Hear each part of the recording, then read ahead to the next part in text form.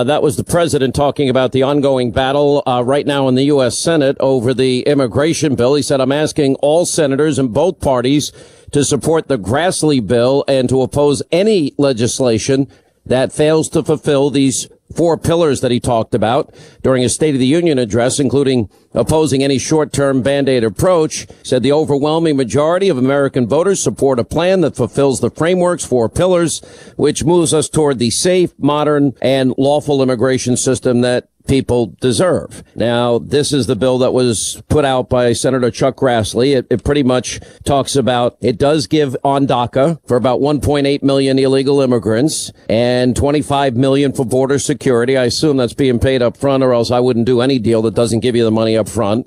To build the wall, to end the diversity visa lottery and phase out chain migration. The bill that seems to be getting the most traction is this so-called middle of the road bill. But when you have Jeff Flake and Susan Collins authoring this thing, I guarantee you it's not going to be anything like what the president wants. As a matter of fact, we already know it doesn't look like what the president wants. Jim Jordan, Mark Meadows, Ohio, North Carolina, Freedom Caucus members, welcome both of you back to the program. Great to be with you, Sean. Thanks so much. Where are both of you on the Grassley bill, although obviously the Collins bill and this whatever group of people seem to be, pushing more towards an amnesty bill and not the president's priorities? That's what we're calling it, Sean. This is Jim here. We're calling it the Amnesty 8 bill, right? You got eight Republicans, 8 Democrats in the Senate, and that's just an amnesty bill, not in any way consistent with what the president has talked about and what the American people demanded when they put us all in power in office in the 2016 election. So the best bill is the Goodlatte bill.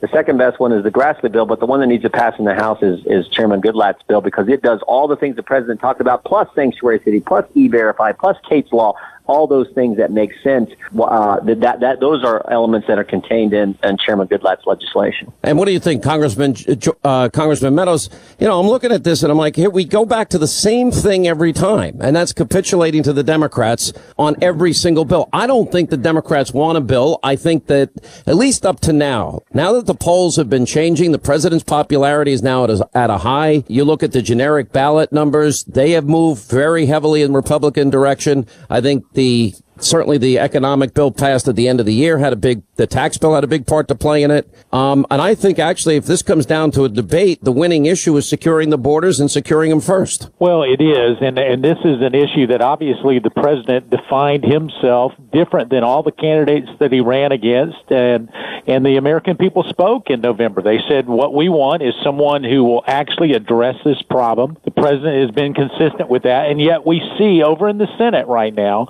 this whole debate with a few moderate Republicans teaming up with the Democrats, trying to support a bill that honestly the president didn't campaign on, Jim Jordan and I didn't campaign on, and I'm pleased to hear that the White House has offered a veto threat if that happens to get out of the Senate. Bravo! I applaud the president for doing that. But I can tell you that my good friend Jim Jordan is right. We need to put forth the most conservative bill out of the House. Let that set the debate.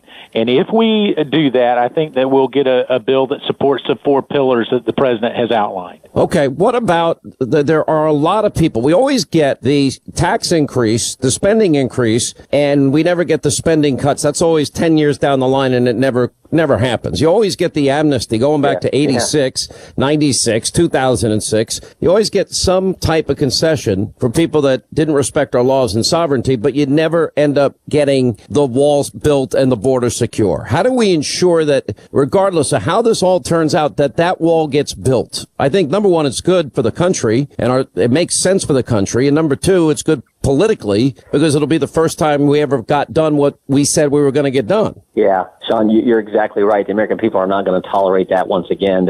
They won't buy that whole line, we'll do the amnesty now, but we promise we'll eventually get to border security. That is not going to fly, and the one person they trust on this issue is the President of the United States. So that's why I mentioned Chairman Goodlatte's legislation, Sean, because it does it in the prioritizing way that the American people know it has to get done, and the way you've talked about it getting done, which is border security wall first, to end chain migration, get rid of this crazy sanctuary city policy, deal with Kate's law, get rid of the visa lottery, all those, that legislation has like 22 different key policy areas. The first 21 are everything that is common sense and the American people spoke loudly and clearly about.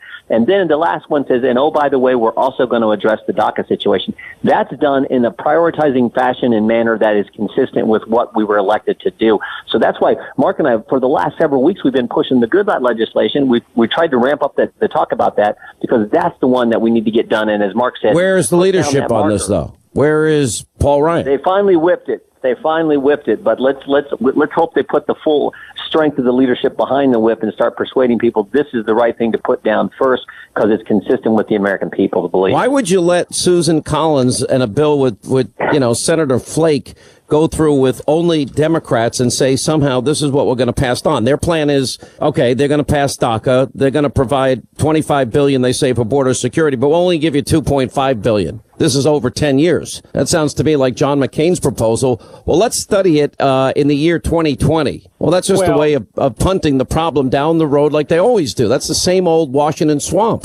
Well, it is the same old swamp. And if you want to make sure that the Republican Party is in the minority come this November in the House and that we lose seats in the Senate, let's just continue down that road. You know, Jim Jordan says it best. He says it never hurts to do what you promised the American people you would do. We said that we were going to be tough on immigration, making sure that we have a secure border, making sure sanctuary cities and the like are dealt with. And if we don't do that, people are going to either show up or not show up in November, but it will not be good news for anybody in our party. And so that's why we've got to address this and make sure that we actually build a wall, that we don't talk about it, that we actually make sure that we address this and don't provide amnesty without fixing the root cause of the problem. You know, I'm looking at, and this was an article on one of the blogs I saw earlier today, that if you look at the latest numbers, that Republicans are doing a lot better generically on the ballot, and the president's doing very well in a number of polls, better than he has done. And I would attribute a lot of it to the economic fallout now that people are seeing their taxes cut fairly significantly on a weekly basis starting in February. I think they're beginning to get the message that, wait a minute, I think I've been paying way too much in taxes. This is one of the main reasons he won the election. Yeah. So why isn't the Republican leadership in both the House and Senate just embracing anything? You're so right, Sean. The reason the numbers are up is because the tax bill is something we said we would do, and we did it, and people are feeling the impact of that right now. The president said he's going to put Neil Gorsuch on the court, a good conservative on the court, and he did it. The president has said he's going to make ISIS backpedal, and they're doing it. The president said he was going to put the embassy in Jerusalem, and he's doing it. So when the president, that's what the American people love about this president, is he does what he says. And here we come to immigration, and if we can just help the president do what he said he was going to do, well, his numbers will go even higher. How many people, when you talk to remember when Nikki Haley said, if you don't start voting with us at the United Nations, we're going to remember that. The American people love that because it's the respect and focus that there should be at places like that. So that's what they appreciate so much about this president. And if we can do that on immigration, all that will be so good for his approval rating, but more importantly, be good for the country. Both of you have been following these stories involving the abuse of FISA, and we have new information today. This was put out by the Daily Caller that Bruce Orr actually hid his wife's Fusion GPS payments. His wife, Nellie, actually did some of the op research for the phony, fake Russian dossier that Hillary bought and paid for. And that in and of itself, that omission can be a crime. What are your thoughts on that? Well, Sean, you've been covering this when no one else would cover it, and everybody was criticizing you for bringing this to the attention of the American voter, and yet now you've been vindicated. Here we are seeing that Bruce Orr, who actually worked for the Department of Justice, his wife was employed by the very group that was doing the opposition research, and yet they didn't disclose that. Not only did they not disclose it to the FISA court, but now we're finding out that they didn't disclose it in terms of ethics forms. There's collusion going on, and that collusion is not between the president and the Russians. It's between the Democrat Party, the Department of Justice, the FBI, and really the whole narrative of the deep state trying to make sure that they influenced an election. Got to take a break. More with Jim Jordan, Mark Meadows on the other side of this. Right, as we continue with Freedom Caucus members, their chairman is Mark Meadows. He's from North Carolina, former chairman. He got dismissed from the job. He was actually laid off and fired. Jim Jordan of Ohio. Do you guys have term limits on this? How did that work out? Was there a coup? Term limits, both of us are. Was there a coup somehow in there? Mark Meadows shaking out his wrestling buddy, Jim Jordan? I don't know what happened. And listen, I would end up pinned on every single time going up against the gentleman from Ohio. No, he's tough. Good thing that I know martial arts. I could hurt him. That's right. But besides that, look, we had this terrible school shooting, another tragedy. We've had a lot of them. And I'm watching, and I get a headache watching the same predictable arguments and discussions going on. I'm not interested in these predictable talking points anymore. And to me, I think there's an answer. And that is every single school in the country should have a comprehensive security assessment. After that assessment, a plan has got to be organized. And that means securing the perimeter of these schools. And that would mean hiring former military, retired police. Yeah, they're going to be armed.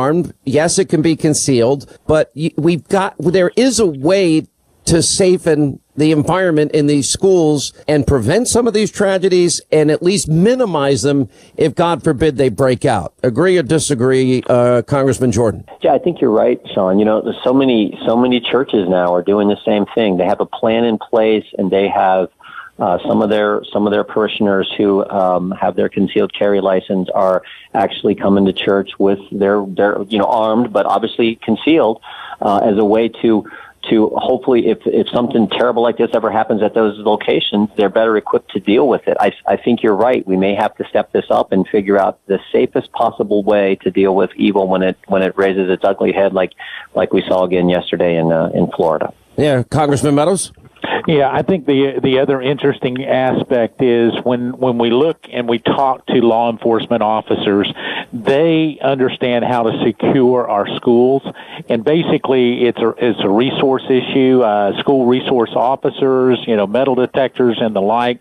Obviously, we want to make sure that anybody who goes to school can do so in a safe environment, and so I think that you'll see additional legislation coming from this administration that says let's make sure that we have enough resources to protect those students that go. To default to the normal talking points on both the Democrat and Republican side of things is not appropriate. But I agree with you. Let's do a real assessment, Sean, and make sure that we can provide a safe environment for our students. Now, one of the things that everybody said, well, we can't afford this. I said we can't afford not to at this point. And I really believe that people have served their whole lives and they're in retirement. And I know I have friends of mine that have retired 5 weeks later. I'm so bored. I can't take it anymore. And people that have served their whole life would probably look at it as an opportunity and a challenge, and they'd have a desire. They'd feel an important role that they're playing in keeping the local school system safe. I guarantee you they'd be lining up to do these jobs. I think they would be lining up to do the jobs, but I think the other part of that is, we just passed a budget that Jim and I were just very troubled by the numbers, but we did $131 billion. That's billion with a B. Why not take a lion's share of that money and let's start looking at our school resource officers? If we're going to do something, instead of growing the size of government here in Washington, D.C., let's look at reallocating some of those dollars and making sure it goes back to our states and local counties to provide additional resources for those schools. Let's make sure that there's some kind of return. Yeah, I got to let you both go. I'm not cutting you short here, but Jim Jordan and Mark Meadows, two of the people that really are fighting for the conservative values in this country. If not for the Freedom Caucus, it would be 1,000 times worse than it is for the country and the president right now. Thank you both for what you do. We appreciate it.